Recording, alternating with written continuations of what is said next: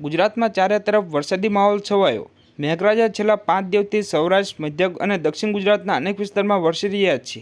ત્યારે હવામાન નિષ્ણાત અંબાલાલ પટેલની આગાહી સામે આવી છે તો રાજ્યમાં હજુ પણ 2 દિવસ ભારેથી અતિભારે વરસાદ પડી શકે છે।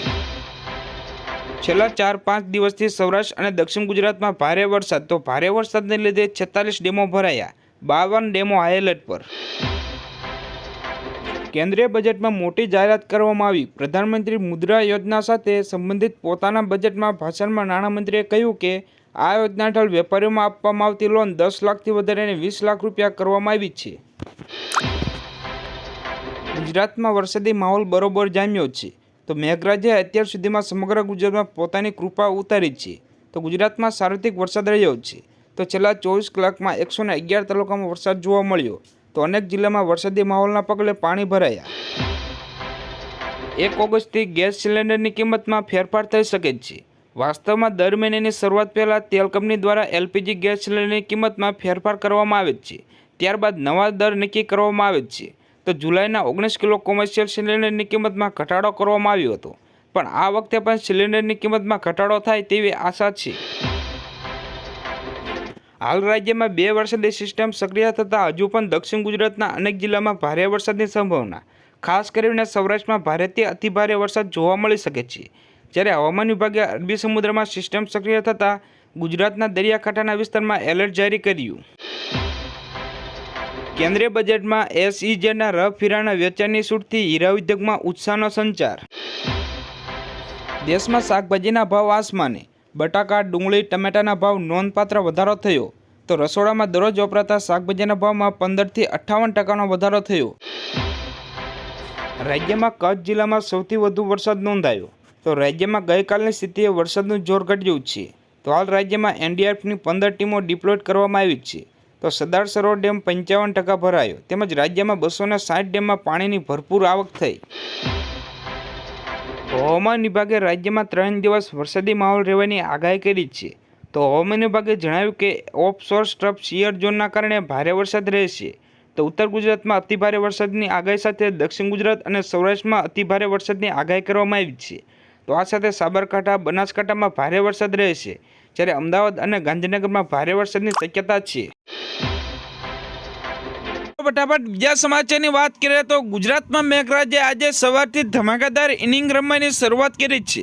તો ભારતીય હવામાન વિભાગે 24 કલાકમાં રેડ એલર્ટ જારી કર્યું છે। તો હવામાન વિભાગે 24 કલાકમાં ભરૂચ, નર્મદા, વડોદરા, આણંદ, ખેડા, અમદાવાદ, મહેસાણા જિલ્લામાં છૂટાછવાયા સ્થળોએ ભારેથી અતિભારે વરસાદની સંભાવના વ્યક્ત કરી છે। 3 કલાક માટે રાજ્યમાં હળવાથી ભારે વરસાદની આગાહી કરવામાં આવી છે, જેમાં દેવભૂમિ દ્વારકા, પોરબંદર, જૂનાગઢ, ગીર સોમનાથ, દીવ, અમરેલી, વલસાડ, દમણ અને દાદરાનગર હવેલી સહિત ડાંગમાં થંડરસ્ટોર્મ એક્ટિવિટી સાથે ભારે વરસાદની આગાહી કરવામાં આવી છે। ફટાફટ બીજા સમાચારની વાત કરીએ તો હવામાન વિભાગની આગાહી મુજબ આગામી 28 જુલાઈ સુધી સમગ્ર ગુજરાતમાં છૂટોછવાયો વરસાદ વરસશે। તો આજે હવામાન વિભાગે 4 જિલ્લામાં ભારે વરસાદની આગાહી કરી છે। તો ફટાફટ બીજા સમાચારની વાત કરીએ તો ગુજરાતમાં હાલ 3 વરસાદી સિસ્ટમ સક્રિય છે, જેના કારણે અતિભારે વરસાદ થઈ રહ્યો છે। તો આજે સવારથી મધ્ય ગુજરાત અને દક્ષિણ ગુજરાતમાં વરસાદની આગાહી કરવામાં આવી છે, ત્યારે આગામી દિવસોમાં દક્ષિણ ગુજરાત, સૌરાષ્ટ્રમાં ભારેથી અતિભારે વરસાદ થશે, જ્યારે અમદાવાદ સહિત વિવિધ ભાગોમાં 2 દિવસ દરમિયાન વરસાદની શક્યતા હવામાન વિભાગે વ્યક્ત કરી છે। દોસ્તો ફટાફટ બીજા સમાચારની વાત કરીએ તો રાજ્યભરમાં સાર્વત્રિક વરસાદી માહોલ જામ્યો। 24 કલાકમાં રાજ્યના 236 તાલુકામાં વરસાદ।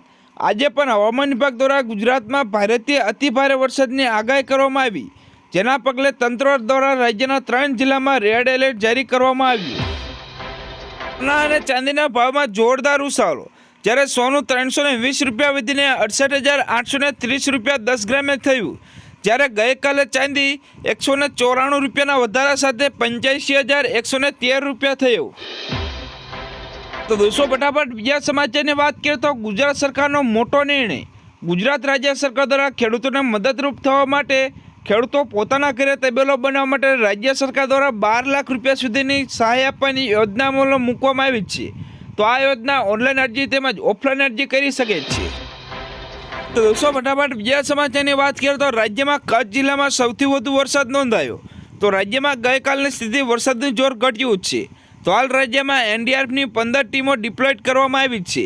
તો સરદાર સરોવર ડેમ 55% ભરાયો તેમજ રાજ્યભરમાં 260 ડેમોમાં પાણીની ભરપૂર આવક થઈ. ફટાફટ બીજા સમાચારની વાત કરીએ તો ગુજરાતમાં મેઘરાજે આજે સવારથી ધમાકેદાર ઇનિંગ રમવાની શરૂઆત કરી છે.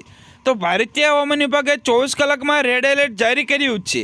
તો હવામાન વિભાગે 24 કલાકમાં ભરૂચ, નર્મદા, વડોદરા, આણંદ, ખેડા, અમદાવાદ, મહેસાણા જિલ્લામાં છૂટાછવાયા સ્થળોએ ભારેથી અતિભારે વરસાદની સંભાવના વ્યક્ત કરી છે.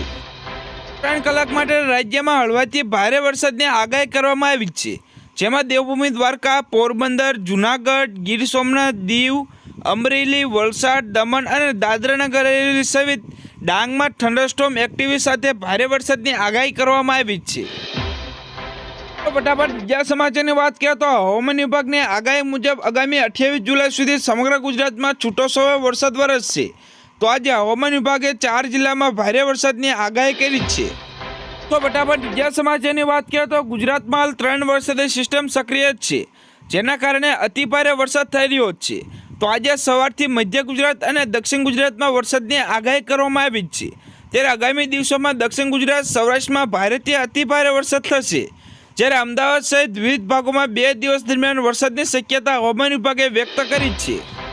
દોસ્તો ફટાફટ બીજા સમાચારની વાત કરીએ તો રાજ્યભરમાં સાર્વત્રિક વરસાદી માહોલ જામ્યો. 24 કલાકમાં રાજ્યના 236 તાલુકામાં વરસાદ. આજે પણ હવામાન વિભાગ દ્વારા ગુજરાતમાં ભારેથી અતિભારે વરસાદની આગાહી કરવામાં આવી, જેના પગલે તંત્ર દ્વારા રાજ્યના 3 જિલ્લામાં રેડ એલર્ટ જારી કરવામાં આવ્યું.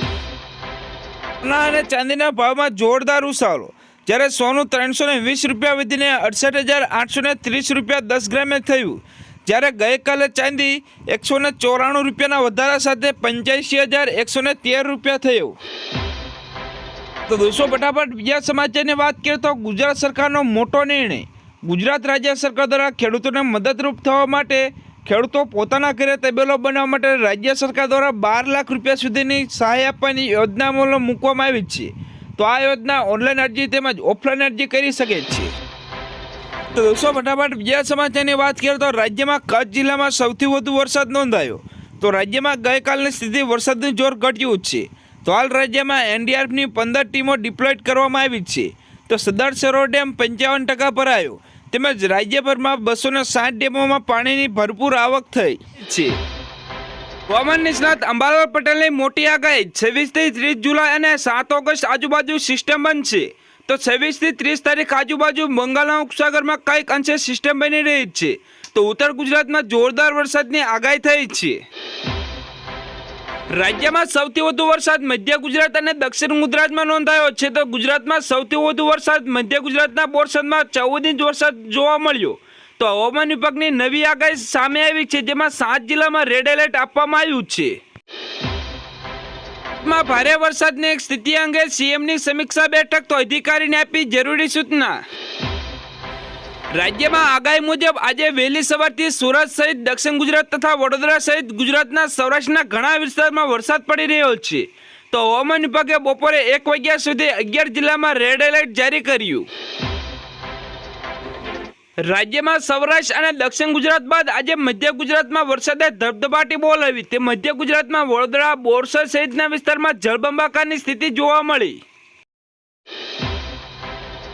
હવામાન વિભાગની આગાહી મુજબ આજે આટલા વિસ્તારમાં રેડ એલર્ટ. તો કચ્છ, બનાસકાંઠા, પાટણ, અમદાવાદમાં રેડ એલર્ટ જારી કર્યું. જ્યારે સુરેન્દ્રનગર, બોટાદ, અમરેલી, ભાવનગરમાં પણ રેડ એલર્ટ આપવામાં આવ્યું. તો આણંદ, વડોદરા, છોટાઉદેપુરમાં રેડ એલર્ટ આપવામાં આવ્યું છે.